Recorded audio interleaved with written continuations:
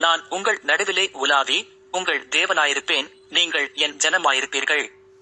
லேவியராகமம் 26:12. இருவர் ஒருமனப்பட்டு இருந்தால்.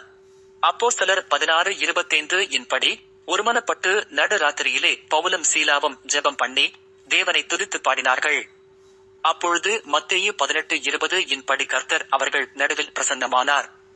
அப்பொழுது அவருடைய பிரசன்னத்தால் சடிதியிலே சிறைச்சாலையின் அஸ்திபாரங்கள் அசையும்படியாக பூமி மிகவும் அதிர்ந்தது. உடனே கதவுகளெல்லாம் திறவுண்டது. எல்லாருடைய கட்டுகளும் கழன்று போயிற்று. அப்போஸ்தலர் 16:26. இந்த நிகழ்வில் அவர்கள் தேவனுடைய பிரசன்னத்தை மட்டுமே வாஞ்சித்தார்கள்.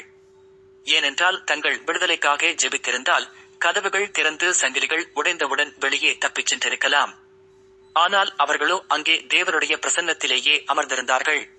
நாம் தேவனோடு இருக்க விரும்பினால் அவரும் நம்மோடு இருப்பார். எனவே கர்த்தரை அறிந்து கொள்ளும்படியாக தினமும் பரிசுத்த வேதத்தை வாசிக்க வேண்டும். அவர் நமக்கு பிரசன்னமாகும்படியாக நாம் எப்பொழுதும் அவரை துதித்து பாடி ஜெபிப்போமா? ஏனெனில் 2 பேராவது 3 பேராவது என் நாமத்தினாலே எங்கே கூடியிருக்கிறார்களோ அங்கே அவர்கள் நடுவிலே இருக்கிறேன் என்றார். மத்தேயு 18:20.